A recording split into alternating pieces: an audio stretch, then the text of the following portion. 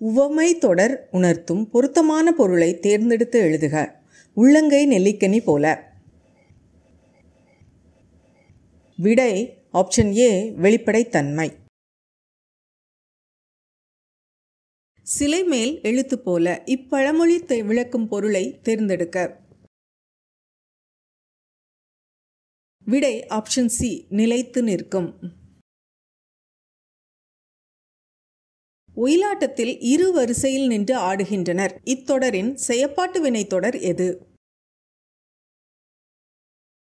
விடை option C ஒயிலாட்டம் இரு வரிசையில் நின்று ஆடப்படுகிறது. மாலதி மாலையை தொடுத்தாள். இது எவ்வகை வாக்கியம்? விடை ஆப்ஷன் ஏ செய்வினை. இலக்கண குறிப்பறிதல். சாலச் சிறந்தது. இத்தொடரின் வகையை அறிக. விடை ஆப்ஷன் டி உரிச்சல் தொடர். பெயர் சொற்களை பொருத்துக. விடை ஆப்ஷன் ஏ மல்லிகை என்பது பொருள் பெயர், பள்ளி இடப்பெயர், கிளை சினை பெயர், இனிமை பண்பு பெயர். பொருத்தமற்ற பெயர் சொற்களை எடுத்து எழுதுக. விடை ஆப்ஷன் ஏ செம்மை என்பது காலப்பெயர் அல்ல, ஆண்டு என்பது பண்பு பெயர் அல்ல. கேள் என்னும் வேர்ச்சொல்லின் வினையெச்சத்தை தேர்ந்தெடுக்க. விடை ஆப்ஷன் ஏ கேட்டு. தணிந்தது என்ற சொல்லின் வேர்ச்சொல்லை எடுத்தெழுதுக. விடை ஆப்ஷன் ஏ தனி. தருக என்ற சொல்லின் வேர்ச்சொல்லை கண்டறிந்து எழுதுக. விடை ஆப்ஷன் சி தா. சோ ஓரெழுத்து ஒரு மொழிக்கு உரிய பொருளை கண்டறிந்து எழுதுக. விடை ஆப்ஷன் சி மதில். மா என்னும் ஓரெழுத்து ஒரு மொழிக்கு உரிய பொருளை கண்டறிந்து எழுதுக. விடை ஆப்ஷன் ஏ பெரிய. பறவை இச்சொல்லிற்குரிய பொருளை கண்டறிந்து எழுதுக.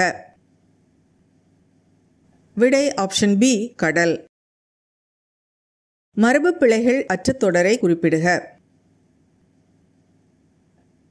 விடை ஆப்ஷன் சி கூகை குளரும். சந்தி பிழையற்ற தொடரை கண்டறிக. விடை ஆப்ஷன் டி வேலை வாய்ப்புகளில் கணிசமான மாற்றங்களை செயற்கை நுண்ணறிவு கொண்டுவரப் போகிறது.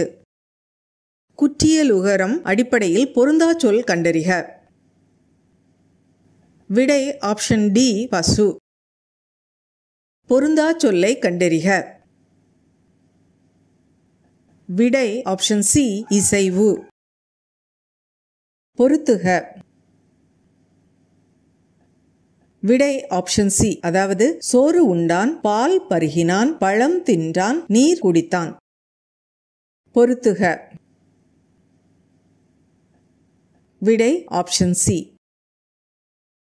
பண்டை காலத்தில் யோகம் பயின்று அறிவு நிரம்பியவர்கள். விடை ஆப்ஷன் பி சித்தர்கள். உழவர் பாட்டு என்று அழைக்கப்படும் நாட்டுப்புற பாட்டு. விடை ஆப்ஷன் சி பள்ளுப்பாட்டு. வரதன் என்ற இயற்பெயரை கொண்டவர். விடை ஆப்ஷன் சி காளமேக புலவர். மரமும் பழைய குடையும் ஆசிரியர். விடை ஆப்ஷன் பி அழகிய சொக்கநாத புலவர். நீல பொய்கையின் மிதந்திடும் தங்கத்தோணிகள் இக்கூற்று யாருடையது? விடை ஆப்ஷன் ஏ அர்ச்சுனன். உலகம், உயிர், கடவுள் ஆகிய மூன்றையும் ஒருங்கே காட்டும் காவியம்தான் பெரிய புராணம் என்று கூறியவர் யார்? விடை ஆப்ஷன் சி திரு வி கல்யாண சுந்தரனார்.